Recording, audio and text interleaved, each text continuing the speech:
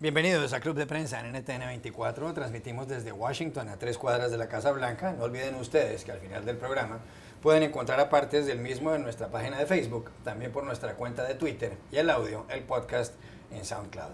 Les doy la bienvenida a los invitados hoy. En primer lugar, el corresponsal del diario madrileño El Mundo, Pablo Pardo. Bienvenido como siempre a esta mesa. Muchas gracias. José López Zamorano, corresponsal jefe de la agencia mexicana de noticias Notimex. Bienvenido también. Gracias. Y Moni Jensen, analista política del Club de Prensa. Bienvenida igualmente. Gracias. El primer asunto, Pablo, tiene que ver con el viaje del Papa Francisco a Cuba. Mañana martes ya a última hora viajará a esta ciudad, a Washington, donde estará un par de días, después irá a Nueva York y posteriormente a Filadelfia. Pero el Papa llegó el sábado a La Habana. Además, en las horas siguientes dio una misa en la Plaza de la Revolución, en la capital cubana, en cuya primera fila estaba Raúl Castro, el líder cubano. El Papa ahí se refirió a distintos asuntos, pero llamó la atención, y así lo han registrado varios medios de comunicación, de que no habló mucho de las libertades en Cuba. Dijo simplemente una frase que las personas deben servir a las personas y no a otras cosas, pero no se refirió a ningún tipo de régimen cerrado políticamente en La Habana. Incluso un disidente se le acercó al Papa móvil. El Papa lo escuchó con cierta distancia. Posteriormente unos agentes del servicio secreto se llevaron al disidente. El Papa no se reunió con disidentes en Cuba. Sin embargo, visitó a Fidel Castro, como habían hecho también papas anteriores, Benedicto XVI y Juan Pablo II, que habían visitado en la isla. Se intercambió algunos regalos con Fidel Castro, que por otro lado lucía una sudadera, un chándal, como dicen ustedes los españoles, de marca Adidas. Intercambiaron unos libros. ¿Está mal que el Papa no haya hablado con la disidencia o que no se haya expresado en favor de una mayor apertura política? ¿Se atemorizó el Papa o lo que pasa es que no tenía alternativa? Bueno, no sé, eso habría que preguntarle también a los vaticanólogos, que es una especialidad que era como los kremlinólogos antiguamente, especialistas en saber lo que sucede o podría estar sucediendo dentro del Vaticano. Yo creo que las visitas de los papas normalmente tienden a ser bastante institucionales. Incluso si recordamos las visitas de Wojtyła en Polonia durante los peores años de la dictadura comunista, digamos que era la presencia del Papa lo que verdaderamente enaltecía a la gente. El Papa en sí mismo suele dar mensajes de índole bastante genérica. Por ejemplo, recuerdo cuando Juan Pablo II también estuvo en Chile, por ejemplo, que empezó a haber una manifestación, la gente empezó a protestar, la policía empezó a atacarles, el Papa creo que dijo algo así como el amor siempre vence o el amor es lo más importante, y bueno, la gente tomó eso como una especie de eslogan, pero directamente los papas no suelen tomar una posición muy clara de ruptura con los gobiernos. Dicho esto, también es cierto que en el caso de Francisco, él ha roto con muchos esquemas, muchas preconcepciones de la Iglesia Católica, y en este sentido yo creo que al menos personalmente su visita a Cuba ha sido, digamos que ha creado muchas expectativas que en el fondo todavía no se han concretado. Yo creo que un papa que es tan rompedor para muchas cosas, que en un país democrático como Italia hace tantas cosas y que en Estados Unidos se espera, por ejemplo, que sea muy crítico con Estados Unidos, yo creo que sí que habríamos esperado y hubiera sido lógico haber esperado algún tipo de gesto, es decir, tal vez no necesariamente una reunión con opositores, porque Cuba es una dictadura, probablemente no le dejarán, pero sí algún tipo de mensaje más directo. López Zamorano. Sí, definitivamente yo creo que es entendible la frustración que puede haber, especialmente de la disidencia cubana, ¿no? Y lo han dicho algunos. Lo dijeron, algunos lo dijeron, expresamente están decepcionados que el Papa no lo ha hecho. Hubo una referencia oblicua, mencioné en uno de los mensajes que el servicio no debe responder a las ideologías nunca, porque se sirve a la gente y no se sirve a las ideologías, que fue una manera, de alguna manera, de tocar el tema de manera muy tangencial. Yo creo que esa frustración es prácticamente entendible porque muchos miembros de la disidencia cubana sabemos que enfrentan una circunstancia muy complicada en La Habana. Algunos denunciaron que varias decenas incluso fueron arrestados antes de la llegada del Papa. Ahora, dicho lo cual, hay que entender que el Papa es una figura muy inteligente y todos los que han seguido la política cubana durante las últimas 5 o 6 décadas saben que cualquier cuestionamiento frontal al gobierno cubano no te abre las puertas, te las cierra. Hay que reconocer que el Papa ha sido muy influyente en el acercamiento entre Estados Unidos y La Habana y que de alguna manera a lo largo de su su papado, ¿no? Ha mostrado, si se permite, una narrativa de una diplomacia eclesiástica muy efectiva, ¿no? Creo yo que él tiende a hablar donde siente que hay la posibilidad de que pueda ser una influencia positiva y donde cree que va a ser una polémica deja de hacerlo. Por ejemplo, cuando estuvo en Sudamérica habló abiertamente del litigio que hay de acceso al mar entre Bolivia y Chile, ¿no? En Estados Unidos se espera que hable de otros temas, pero cuando estuvo, a pesar de ser argentino, haber sufrido la mano dura de la Junta Castrense, de la dictadura militar argentina, no se ha metido, por ejemplo, al tema de las Malvinas, al tema de los derechos humanos en el propio Argentina. Entonces yo siento que el Papa tiende a hacer una influencia positiva cuando ve que los actores tienen una visión positiva. Caso en cuestión, habló del tema de la paz y de las negociaciones en Colombia, porque las FARC y el gobierno de Colombia ya están sentados en la mesa, pues ya hay una vocación de tratar de arreglar las cosas. Entonces yo creo que en este caso el Papa fue muy inteligente, no ha terminado la visita a Cuba, a lo mejor escuchamos algo más durante las próximas 24 horas, pero definitivamente, pues sí, probablemente a muchos les dejó con la esperanza de que hubiera dicho algo más. El Papa no habló de política cubana, pero sí de política colombiana, y en referencia a las negociaciones de paz que adelantan hace más de 1000 días ya el gobierno del presidente Juan Manuel Santos y las FARC, la guerrilla en La Habana, se manifestó el Papa y dijo que él se sentía en el deber de dirigir su pensamiento a la querida tierra de Colombia. Después dijo que esperaba que la sangre vertida por miles de personas en el conflicto colombiano sirviera para que pues, animaran a las dos delegaciones, la del gobierno y las FARC, a firmar un acuerdo de terminación del conflicto, y luego terminó diciendo que en Colombia debería acabarse de aquella larga noche de dolor y que eso diera paso a un día sin ocaso. Y concluyó, no tenemos derecho a permitirnos otro fracaso más en ese camino de paz y reconciliación. ¿Servirá esto para que la delegación del gobierno colombiano y las FARC firmen un acuerdo de terminación del conflicto en lo que llevan trabajando ya todo ese tiempo? Ojalá, Juan Carlos, y si sirvió la intervención del Papa para que Estados Unidos y Cuba se acercaran, ¿por qué no que sea un paso a favor de un eventual paz en Colombia y que sea un mensaje para ambas partes para que esto funcione? Sin duda es algo que resulta esperanzador. Volviendo al tema de la disidencia cubana, yo creo que la disidencia cubana ni dentro ni fuera de la isla van a quedar contentos nunca con nada que pase por Fidel Castro y por Raúl Castro. Es decir, hay un ambiente de todas maneras de rechazo a cualquier encuentro y legitimación de ese gobierno. Por otro lado, el Papa y el Vaticano no se pueden enfrentar a la policía y al gobierno. El Papa invitó a través de su nunciatura a disidentes como María Beatriz Roque y no se les permitió entrar a las misas. Entonces es muy difícil para el Papa enfrentarse realmente a quienes lo están incluso protegiendo. Es muy difícil imaginarse que en esta semana se acerquen algunos activistas al papamóvil y no los retire la autoridad. Entonces hay que, creo que, meter esto dentro de un contexto. Que si debió ser más explícito en el tema de proteger las libertades, quizás, pero para el Papa los objetivos de esta visita son varios y son políticos, sin duda. La Iglesia Católica es una fuerza política también, y el Papa sabe muy bien que Cuba ha tenido una influencia grande en el resto de Latinoamérica, donde están gran parte de los católicos del mundo. Espiritualmente también es una tabla de resonancia. Toda América Latina está oyendo las palabras del Papa en este momento, y también el hecho de que hable en español y hable a todo este continente, pues realmente son los propósitos principales de este viaje. Yo creo que falta una pata del viaje, que es el día de hoy. Y falta también ver cómo termina esta jornada en Estados Unidos y cuáles son los mensajes que quedan dentro de los católicos y dentro de los políticos, y cómo queda enmarcado este viaje en un contexto histórico. En este caso me gustaría, Juan Carlos, hacerte una pregunta a ti. ¿Es correcto que el Papa hable de institucionalidad como un precepto para la solución del conflicto en Colombia, pero no aborde el mismo tema de institucionalidad en el caso de Cuba y la democracia y los derechos humanos? Pues podría parecer un doble rasero, porque en el caso de Colombia el Papa sí dijo que el acuerdo de terminación del conflicto debería ajustarse a la institucionalidad y al derecho nacional e internacional, y en efecto está pidiendo que se cumpla la ley, incluso la ley internacional en el caso colombiano. No está pidiendo estándares democráticos en Cuba, según han dicho los disidentes, y yo creo que el Papa ahí puede haberse quedado corto. Yo creo que puede haberse quedado corto. Es más, hay muchísima expectativa ahora con la visita del Papa. Aquí está la revista Time, una edición especial que publica en las últimas horas. Será recibido mañana aquí en la base aérea de Andrews por el presidente Obama. Un presidente de Estados Unidos prácticamente nunca va a una base a recibir a un líder extranjero. Siempre los esperan en la Casa Blanca poco después. Hay más noticias, y a usted que le gusta hablar de economía, Pablo, esta es sobre Grecia.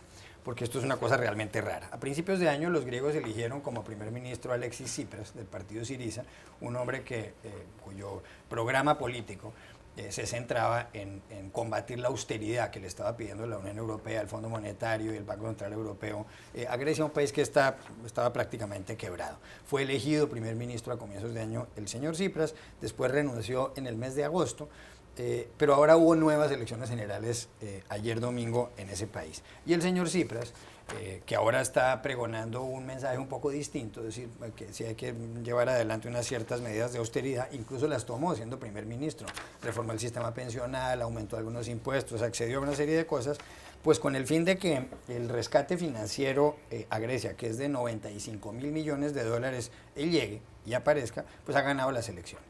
Obtuvo el 35,5% de los votos y su partido, Syriza, logró 145 escaños. La mayoría absoluta son 151. Se va a aliar con Griegos Independientes, un partido populista de derecha que está encabezado por Panos Kamenos. La pregunta es, ¿cómo puede haber pasado esto? Un señor que primero se presenta como anti-austeridad y ahora se presenta como el hombre que puede manejar a Grecia para llevar adelante la austeridad. Hay una frase de Felipe Sagún en su periódico, en el diario El Mundo, que dice que tal vez la mayoría de los griegos han preferido a un Tsipras reconvertido y humillado. Sí, en cierto sentido esa frase tiene razón. También había quien decía que, bueno, que los griegos eligieran a quien eligieran, este futuro gobierno iba a poner en práctica la política de austeridad que le había dictado Alemania. Pero bueno, hay que tener en cuenta que en el caso de Tsipras tal vez juega un poco la cuestión, digamos, del valor político que Tsipras le ha echado. Es decir, Tsipras gana las elecciones diciendo no a la austeridad, lleva a cabo un enfrentamiento con la Unión Europea cuando la Unión Europea le corta la financiación.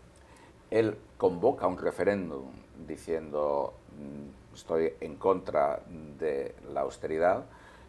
Finalmente la austeridad se acaba imponiendo, entonces bueno, Tsipras dice bien, si esta es la voluntad del pueblo y si esto es lo que hay que hacer, yo estoy dispuesto a hacerlo, pero vuelvo a convocar elecciones y que la gente me reelija. Es decir, en cierto sentido, políticamente es impecable su actuación y probablemente sea esto lo que los griegos hayan valorado. O sea, por un lado, digamos que hay un componente nacionalista, digamos, pero al mismo tiempo la opinión pública griega tiene una situación un poco esquizofrénica, es decir, por un lado están en contra de la austeridad, pero por otro lado quieren estar dentro del euro. Las dos cosas no se pueden conseguir. Entonces, digamos, votemos al menos al tipo que nos ha querido acabar con la austeridad. Dicho esto, también cabe pensar que Tsipras va a ser más suave imponiendo la austeridad, lo poco que le deje Alemania y Bruselas, que los conservadores. Entonces, bueno, esto es lo que podría explicar esta situación. La economía griega ha caído un 29% desde el 2009. Puede ser Tsipras el que le endulza un poco el trago amargo que tiene que tragarse ahora Grecia. Y creo que si todos fuéramos griegos, enfrentados a la alternativa que existe, que es o la extrema izquierda o la extrema derecha, también quizás habríamos votado por Tsipras. Lo que pasa es que si bien sale fortalecido políticamente, como ha señalado Pablo, pues económicamente lo que le espera también lo va a debilitar. Él tiene que hacer unas coaliciones importantes para sacar adelante las reformas y tiene que enfrentarse a gremios complejísimos en todas partes del mundo, como los taxistas, los pensionados, las personas que quieren acceder a servicios de salud y ahora van a tener que pagar parte, todo en medio de una crisis económica y todo en medio de una pelea con la Unión Europea. Yo no quisiera, a pesar de haber triunfado, ser Alexis Tsipras esta mañana. Pepe López Zamorano. Definitivamente, ¿no? Yo creo que tiene un panorama muy complejo. Definitivamente este voto se ve como un espaldarazo a la posición que mantuvo. De alguna manera reafirma el hecho de que él hablaba por los griegos y estaba en contra de la austeridad, pero finalmente tuvo que hacer lo que podía ante las circunstancias. La posición muy dura de algunos países como Alemania evidentemente no le dejó mucho terreno de acción. Ahora creo yo que este espaldarazo de alguna manera le da un bono político muy importante para formar la coalición que necesita. Está pellizcando ya la mayoría absoluta, necesita solo 6 escaños y que de alguna manera le dé mayor fuerza política para implementar este proceso que luce muy complejo. Ya escuchamos las voces del Eurogrupo diciéndole y recordándole que tiene para octubre para cumplir ciertos límites, ciertos plazos. Esperemos que le salga mejor. Realmente Grecia se merece un mejor futuro económico de aquí en adelante. Ya regresamos a Club de Prensa. Volvemos a Club de Prensa en NTN 24 desde Washington. Hay reunión a esta hora prácticamente 2 de la tarde hora local en Quito, en la capital ecuatoriana, entre el presidente Juan Manuel Santos de Colombia y el presidente venezolano Nicolás Maduro. Van a estar presentes también en ese encuentro el presidente de Uruguay, Tabaré Vázquez, y el presidente de Ecuador, Rafael Correa. Tendrá lugar el encuentro en el Palacio de Carondelet, Palacio de Gobierno de Ecuador. Hay una crisis desde mediados de agosto entre Colombia y Venezuela. El presidente Nicolás Maduro, después de que 2 miembros de la fuerza pública venezolana fueran heridos por unos delincuentes colombianos, según ha dicho la justicia en Venezuela, decidió cerrar la frontera, una frontera que tiene más de 2.200 kilómetros, decidió cerrar algunos pasos de la frontera, ha deportado a más de 1.000 colombianos, han sido marcadas casas de varios colombianos con una letra D para que fueran demolidas. Han ido a parar a Colombia más de 15.000 colombianos, han regresado varios de ellos. Ha habido pronunciamientos de organismos internacionales, de ONGs como Human Rights Watch aquí en Estados Unidos, en el sentido de que se le está yendo la mano a la autoridad venezolana en esta materia, pero por supuesto es verdad también que ha habido delincuencia colombiana en Venezuela. La escalada verbal entre Santos y Maduro ha sido realmente fuerte y uno no sabe si pueda tener un buen resultado esta reunión. Esta mañana el presidente Juan Manuel Santos, por su cuenta de Twitter, temprano, casi antes de la medianoche, dijo: viajamos mañana a Ecuador con las mejores intenciones, pero sin grandes expectativas. ¿Por qué habrá Santos escrito esto? Porque no tiene alternativa, Juan Carlos. Se van a sentar a la mesa un presidente que no tiene nada que perder, con un presidente que tiene tanto sobre la mesa. Y creo que las bajas expectativas él las comparte con el resto de los colombianos, que han visto solamente que aún después de las 2 reuniones que han tenido las cancilleres, solamente ha subido la tensión entre los 2 países. Y también es cierto que Maduro solamente aumenta su retórica beligerante, porque no le conviene bajar el tono, porque tiene razones domésticas para continuar con este problema y de seguir culpando a Colombia. Yo creo que la posición de Venezuela ha sido endurecer, la posición de Colombia sigue siendo la de ceder. Los ojos ahora están puestos sobre los presidentes de Ecuador y de Uruguay, quienes jugarán un papel sin duda como mediadores o como facilitadores, que ellos han llamado su papel en esta reunión. No creo que haya grandes expectativas sobre los resultados de esta primera cita. López Zamora. Sí, yo creo que lo comentábamos en esta mesa la semana pasada. Yo creo que el encuentro entre Maduro y Santos es ineludible. Pasa la solución de la crisis por ambos. Evidentemente no iba a poderse resolver ni en el seno de la OEA ni ningún otro organismo multinacional, regional, subregional, de ningún tipo. Sin embargo, no creo que sea suficiente. La problemática de la frontera común implica, creo yo, el establecimiento quizá incluso de un comité, ¿no?, que analice la problemática que hay del crimen organizado, del contrabando, de las familias de doble nacionalidad, etcétera, ¿no? Creo que de alguna manera pues nos sorprendió a nosotros, ¿no?, que parece ser que era un problema que se estaba gestando durante muchos años y simplemente nadie metió las manos. Me recuerda un poco lo que pasaba con México y Texas hace ya varios siglos, ¿no? Finalmente Texas se fue, realmente el centro del país tenía abandonado absolutamente a Texas y ya vimos las consecuencias. No estoy pensando en ninguna cosa similar, pero evidentemente yo creo que esta van a ser, sobre todo creo yo, va a ser una reunión donde se sienten las bases de un diálogo que probablemente en el corto, esperemos que no sea muy largo, un mediano plazo, se puedan resolver la problemática, pero ojalá haya alguna medida por lo menos inmediata, urgente, perentoria, para que se resuelvan los temas de logística humanitarios de las personas que fueron arrojadas sin el proceso debido, los colombianos que tuvieron que regresar, que se les permita recoger sus pertenencias. Vamos, una especie de tregua humanitaria para que se resuelvan los problemas más apremiantes de estas miles de personas que padecen la situación. Si metes a Texas, le haces un favor a Maduro porque ya puede hablar de imperialismo americano. Bueno, cambio de asunto radicalmente. En Europa hay una crisis de refugiados colosal. Han llegado en lo que va de año más de 300.000 personas, sobre todo huyendo de la guerra en Siria. Ha habido incluso crónicas y testimonios de refugiados sirios que han dicho: Siria se está vaciando, se está quedando vacía. Hay ciudades completamente arrasadas por una guerra que se ha cobrado la vida de más de 250.000 personas. Uno de los actores de la guerra es el dictador sirio Bashar al-Assad, su padre también fue dictador sirio desde los años 70, Hafez al-Assad. Estados Unidos en algún momento estudió la posibilidad de intervenir en esa guerra y de armar a los rebeldes sirios, a los que estaban contra el Assad, y no lo hizo. No se ha podido resolver el problema en Siria, y para rematar, en territorio sirio opera el Estado Islámico, aquel grupo que ha cometido muchos atentados terroristas, ha degollado gente y por otro lado ha destruido incluso riquezas culturales como las ruinas romanas de la ciudad de Palmira. En las últimas horas estuvo aquí el primer ministro, el ministro de Exteriores británico, Philip Hammond, hablando con John Kerry, el secretario de Estado de los Estados Unidos.